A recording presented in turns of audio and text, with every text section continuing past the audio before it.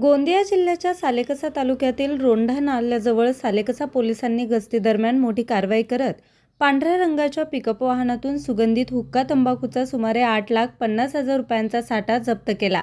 ही कारवाई 17 जुलै 2026 रोजी करण्यात आली। माहितीनुसार पोलिसांना संशय आल्यानं MH35 AJ 1042 क्रमांकाच्या पिकअप वाहनाची तपासणी करण्यात आली।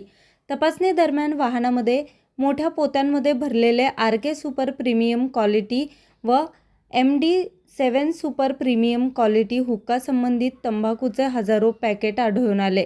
जप्त करण्यात आलेल्या तंबाखूची एकूण किंमत 8,50,000 रुपये असल्याचं पोलिसांनी सांगितलं।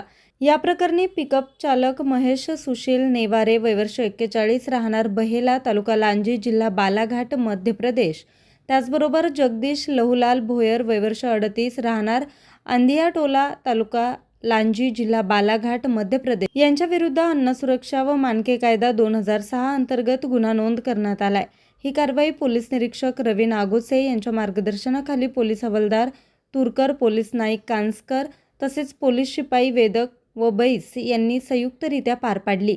या कारवाईमुळे अवैध सुगंधित तंबाखू वाहतुकीवर आळा बसण्यास मदत होणार असल्याचं पोलिसांनी सांगितलं। न्यूज रिपोर्टर चेतन समरीत, आज 24 तास, गोंदिया।